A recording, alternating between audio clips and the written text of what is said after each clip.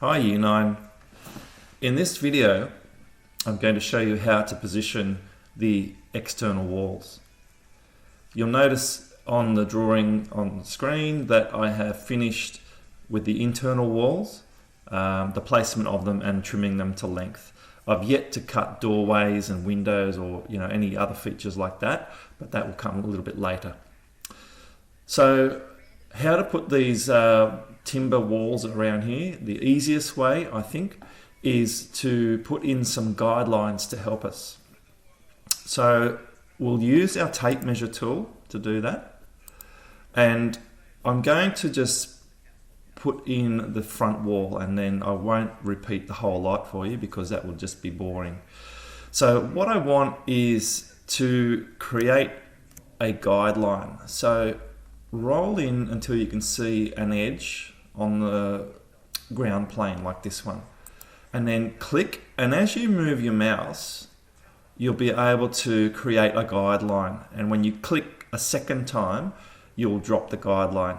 So I'm going to roll the mouse over to this corner at the bottom of this object, the ground plate here, or the bottom plate, and that will create the guideline there. I can, even though it's staying over here, the green axis shows that, I can infer that length by clicking there, and you can see the dotted line there it's created.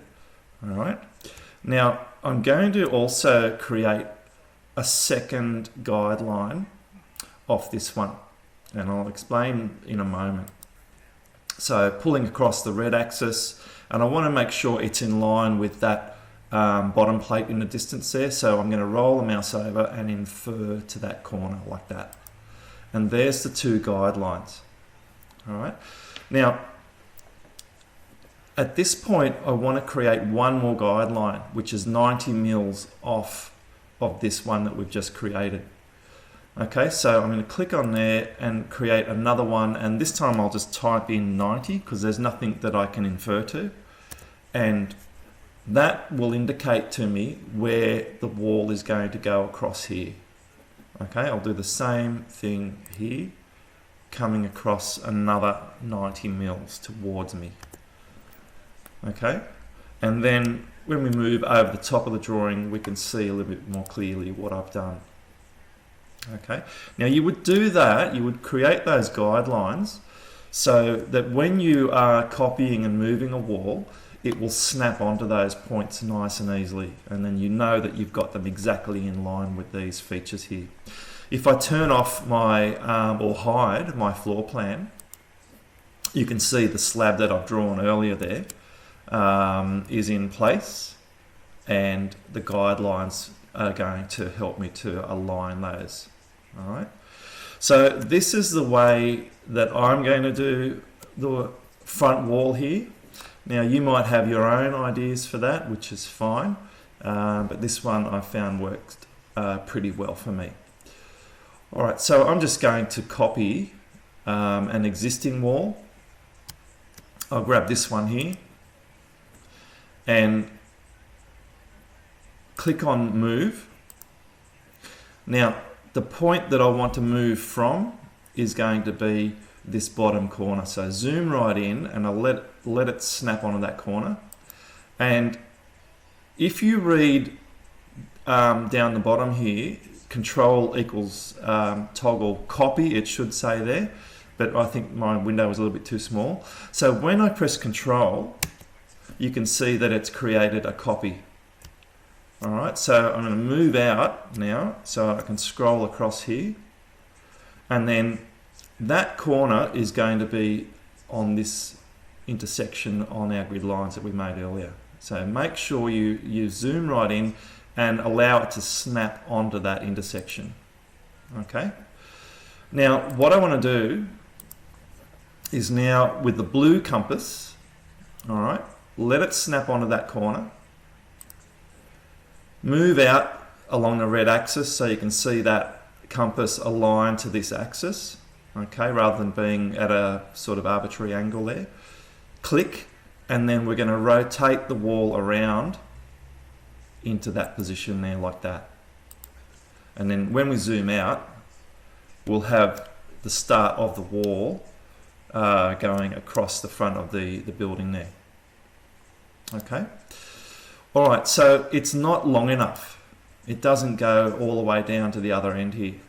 So here's what I propose to do for my one, and I think this is probably easy. Now, this wall that's selected is a copy of that one. So when I edit this, it's also going to edit this one. So I don't want that. So I need to right click it to begin with and tell SketchUp that I want to make it a unique copy. So it's not going to edit the other one there. And that's all you've got to do.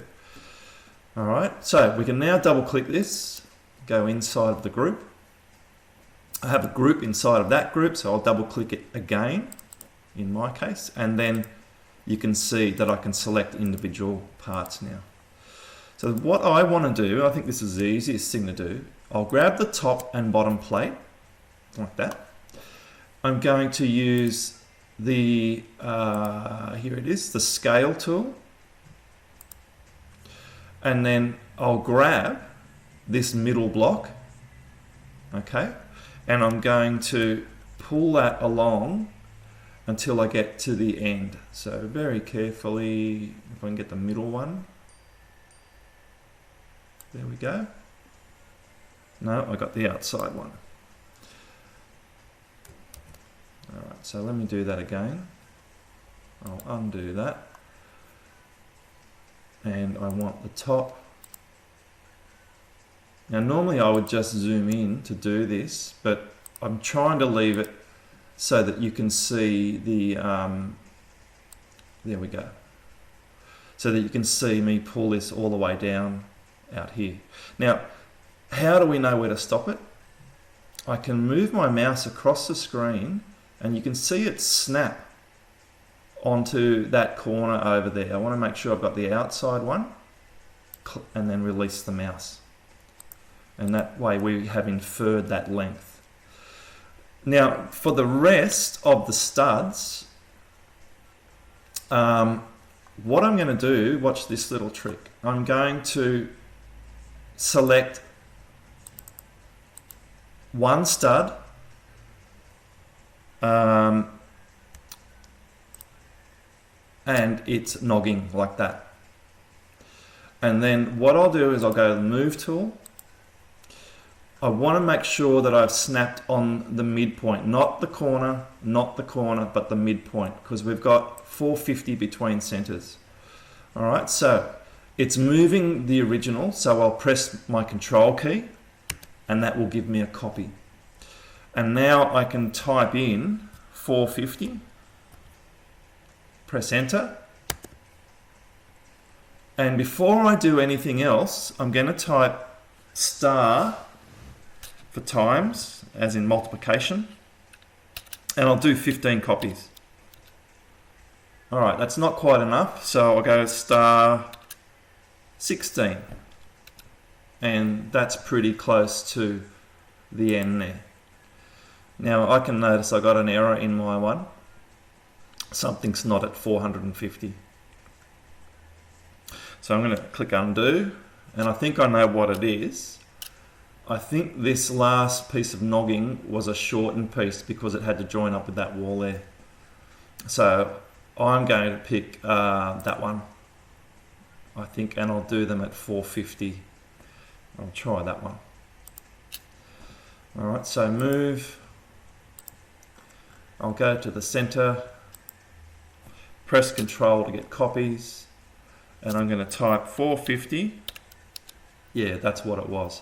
And I'm going to type star 17, so I get 17 copies.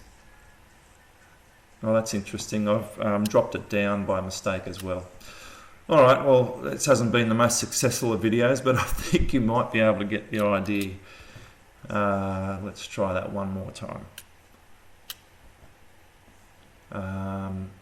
All right, so we're selecting that stud, that nogging, and we're going to move the center. Press Control for the copy, and it's 450. I'll just double check that it hasn't gone down like it did in the previous one. No, it's on the correct level now. So star 17 to give me 17 copies, and they should all be at the correct level this time, which they are. Okay.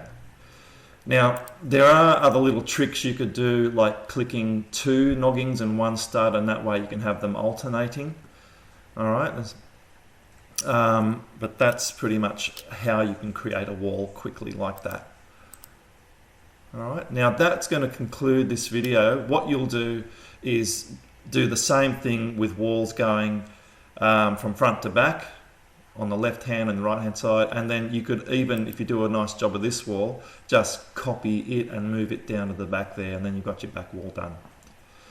Okay, and then in the future video I'll show you how to start cutting out the doors and windows and those sorts of things, and then we'll do the brick veneer layer as well around the outside. Alright everyone, thank you for watching. I'm sorry about the couple of mistakes there, but we got there in the end. Okay, and just go back to my home view to finish the video off, and I'll see you next time.